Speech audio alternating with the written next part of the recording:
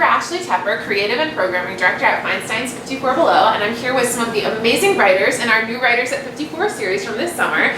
So we're going to get started, but first I want to tell you that if you like anything you hear today, go to 54below.com/new writers, check out the whole series. And now I want to go around and ask these lovely people around me to introduce yourself, share your name, share when your concert is, and maybe just like one fun fact about you. It can be anything. Starting with you, young man.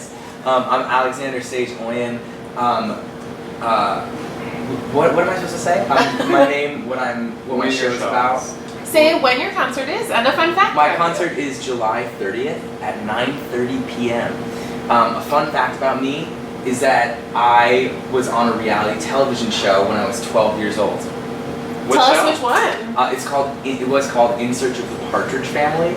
It launched the career of Emma Stone.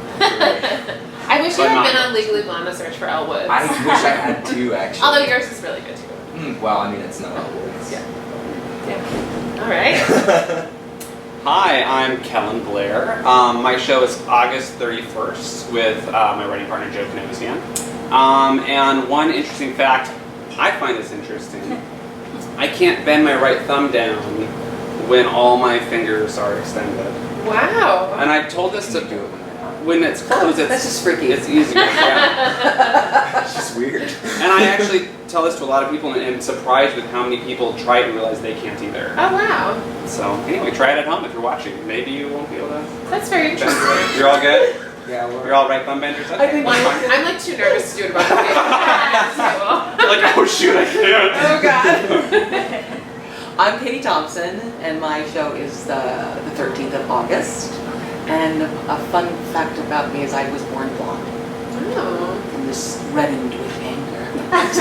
Just kidding. I feel like I'm learning so much. I'm Julia Meinwald.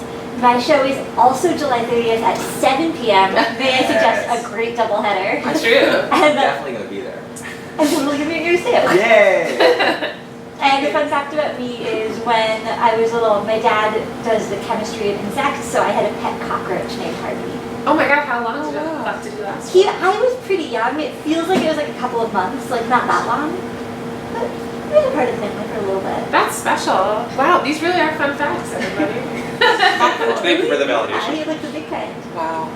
So one thing I want to ask you about, obviously in addition to working on your lovely concerts that we're really excited to have you present here, you're all working on so many musicals and other projects. Can you tell us about one musical you're working on that we might be hearing something from at your show? Yeah. Do you want me to start? You can. Totally, I'll start. I've been working on this musical for the last 2 years based on a film of the same name. It's called Archie's Final Project. It's about a kid who's super vain and narcissistic, but incredibly likable. I played the role, so no. It's about this kid, and he goes into class, and his teacher says, "I need to know what you're doing for your final project. It's got to be a project that's very important to you." And he says, "I'm going to kill myself on camera." And the teacher says, "No, you're not." And as the film progresses, the most popular girl in school wants to talk to Archie. He's going to love her forever, and she reveals to him that she wants to kill herself on camera with him, and he has to convince her, because he's found a reason in living, to not do that. Wow. Yeah, it's a big trip. So we're definitely doing some songs for that. Cool. Very big uppers, you know. Totally. Big up numbers. Archie's Final Project. Watch out for that. But hopefully not Alex's final project. No, not at all. Just one of them.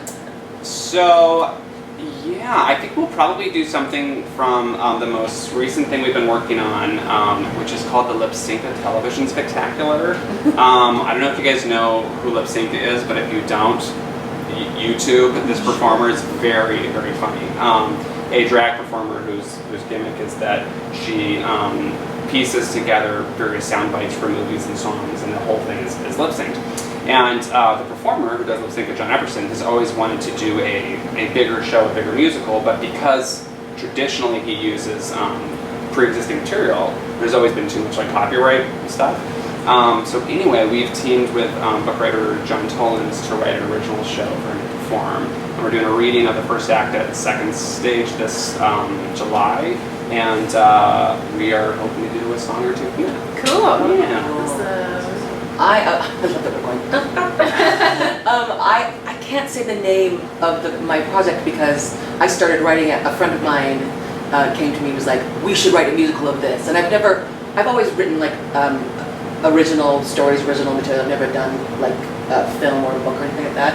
And this is a film from the 80s. We can call it Schmoop Trevelly Bills. Ooh.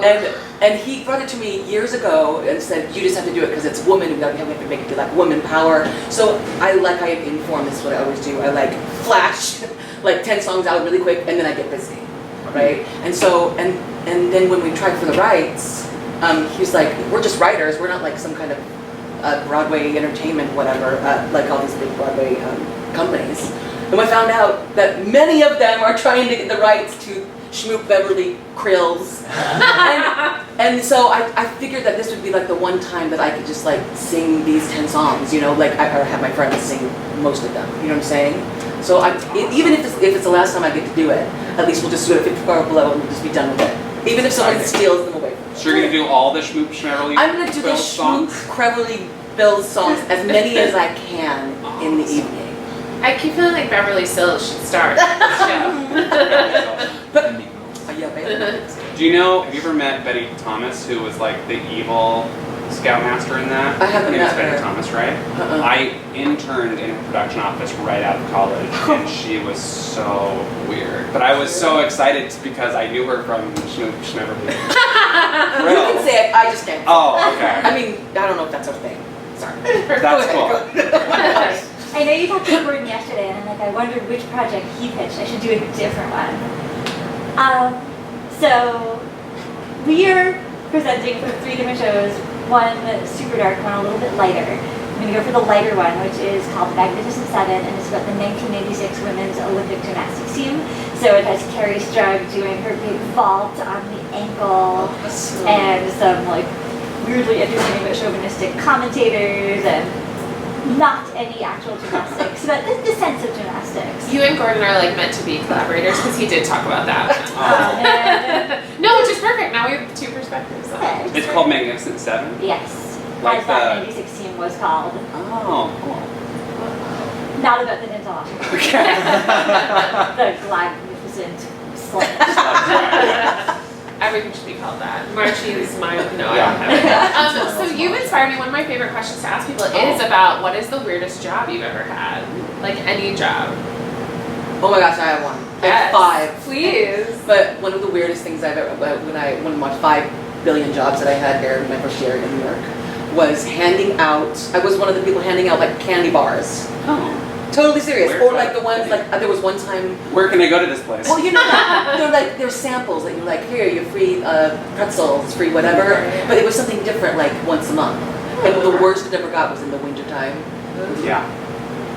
Cold. Yes, I'm sure. Insert a horrible word there. Yeah. Yeah, but yeah, that was the weirdest job. You're Not in, like, the weirdest, city? but In in here? the city, yeah. Do you ever There was think you one like? time I had to like get everybody's email addresses, and then it got so cold I just went to a Starbucks and I'm just like, no, I'm just gonna get them up. Do you ever think maybe you like met a lot of people that you know because you probably interacted with like thousands of people on the street? I want to say that's true, but I think I just remember faces more than I do names, so everybody looks familiar to me, Yeah. which is a horrible thing. I was thinking what a nice way to move to Well, Everyone's just similarly, like, I did the passing out flyers, like first thing off the bus to New York. I was one of the 39 Steps guys with the big. They like started the big like human poster tradition, I guess, and that was pretty miserable.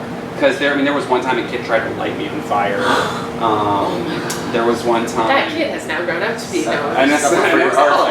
Alex. I think somebody was shooting BBs at me one day, and yeah, Oh my God. the Oh my winter was Lord. the worst because it was like it's the worst. there was no one. I don't know why they were paying me to be there because there was no one walking through Times Square. I was just literally, trudging in 3 feet of snow by myself at friends tickets to a Broadway show.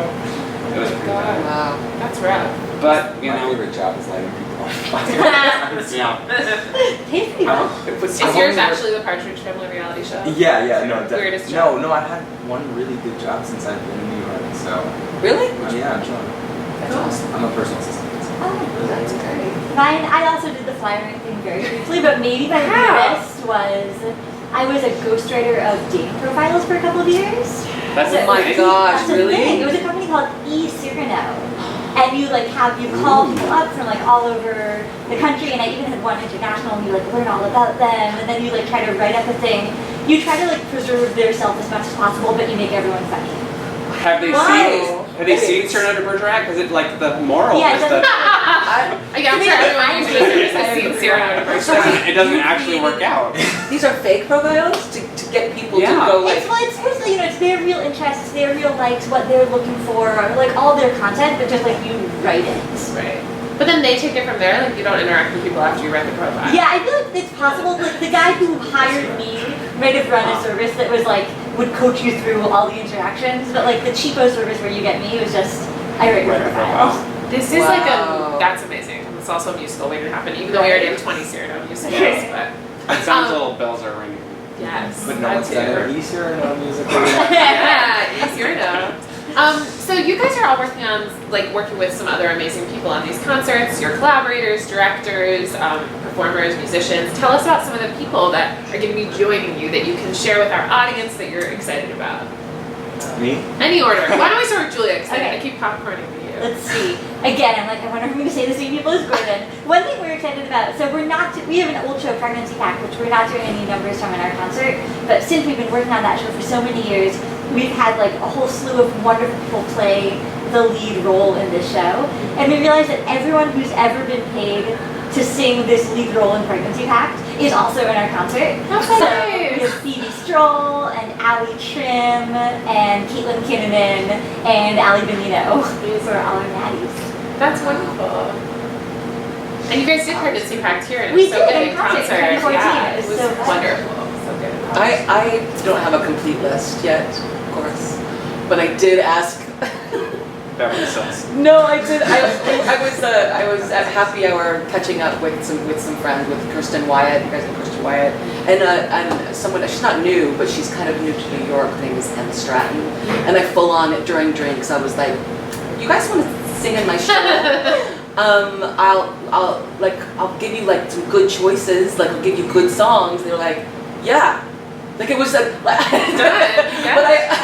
but other than that, I haven't reached out because I don't know. Like I don't know how I'm gonna cast the Schmoop Beverly Bills. Right, right. Like, do I do one character to do all of this? You know what I mean? Right. So I haven't made that decision yet. I feel like switching it up is always fun. Right? Yeah, yeah.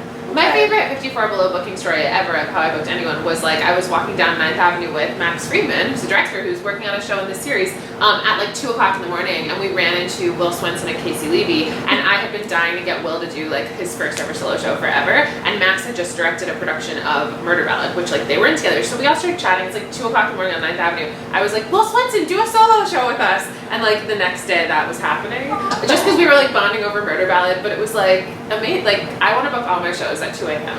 I also booked a bunch of shows at Ryan Scott Oliver and Matt Murphy's wedding, so thanks guys. It's like 4 shows at their wedding. So I did? Yeah, it was Work just really or what? no, it was just like That's awesome. our friends, like people we all know. But by the end of the night, I was like, wow. This After was, a while, it's the same. Like your Right, social circle goes totally. with your professional circle. It's the same. Totally, absolutely. Thanks, Andrew Kober. Oh, me now? Yeah, people you're excited to work with. Here. Well, so, like Katie, we have not done much reaching out yet because ours is, I think, the last concert. It is. August 31st. Yours is the first and yours is the last. Oh.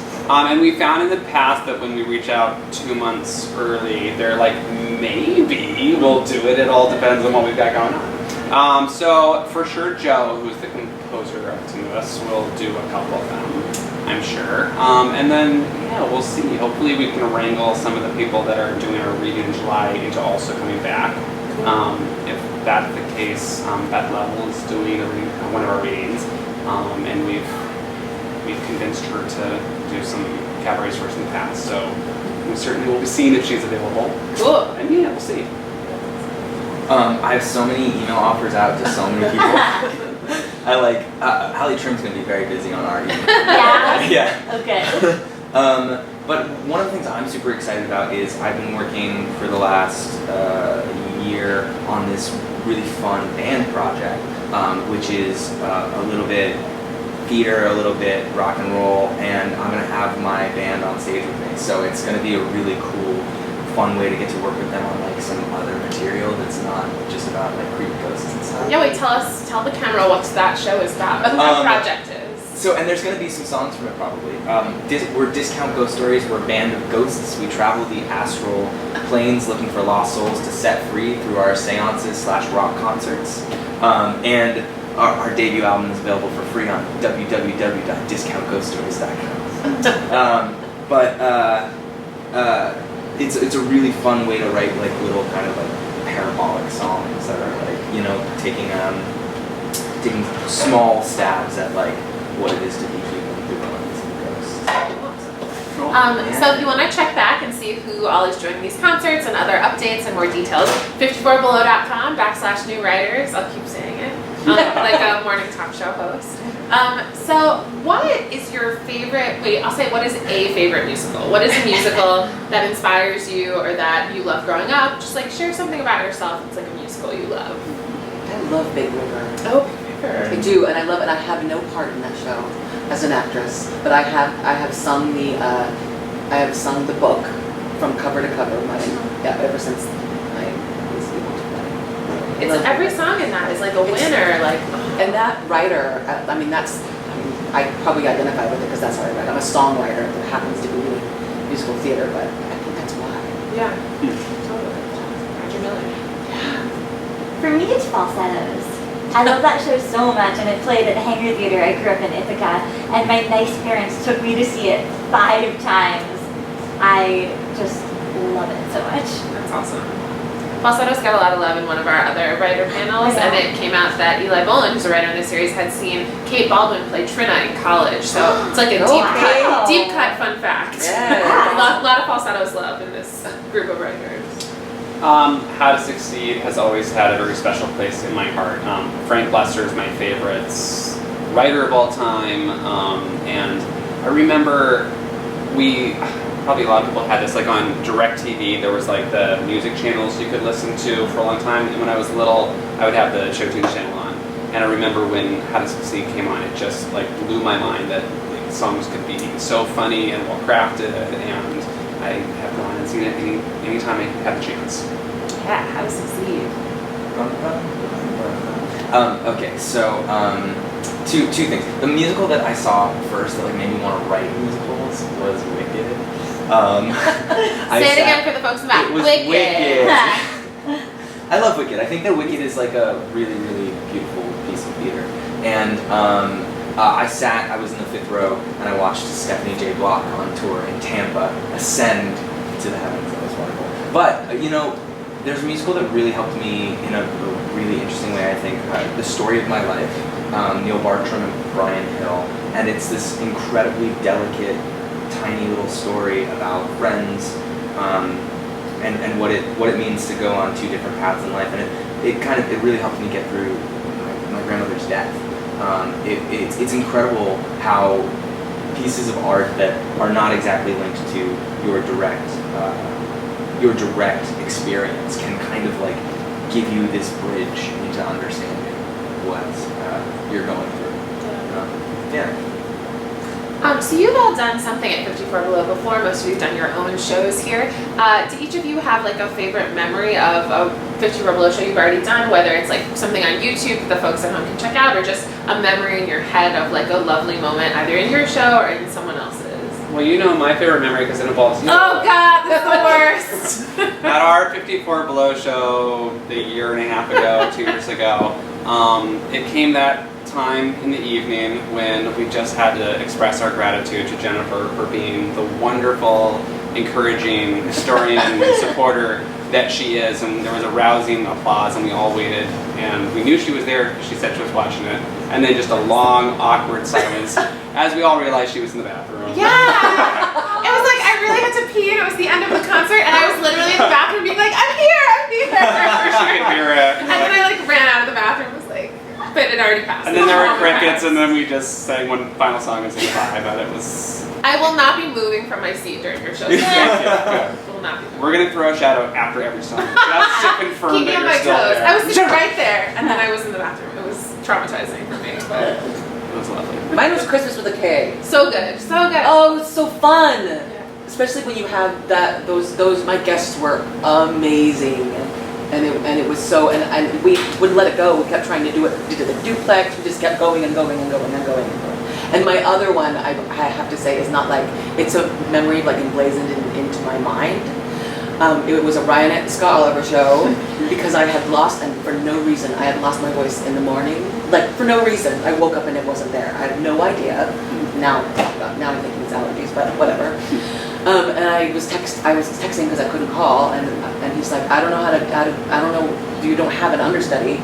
We have an entire, like, it was a set that it was a 35 millimeter. 35 millimeter. Yeah, and I was singing a 8-minute song called Leave Luann, and I was like, well, he's like, I don't care if you come and you speak it or you like whisper it, just come. I was like, okay, I'm going, I'm doing this, and honestly, I getting through it was like, I can't believe that happened. And then when he wanted to post it, I'm like, why are you gonna post a video of my broke A voice? And now it's the number one, like people know me from that video now. Yeah. Like, Do they and I think you were can't just believe, Well, it's like acting rough all and of a sudden, tumble, or- you know. I can't believe that I got through it, and that it was like traumatic. A testament to your powers of dramatism. I No, don't know what the right word it is. actually is a testament to like telling the story. Yeah, Like yeah. if your voice is gone, all you got is the story, and all you have are the lyrics, and those have to be what's right here. So Yeah. Huge story. thank song. God. That's a giant song. I can't believe that happened. I'm gonna go watch it on YouTube. Yeah. Great. Even though I was there. I was not in the bathroom for that.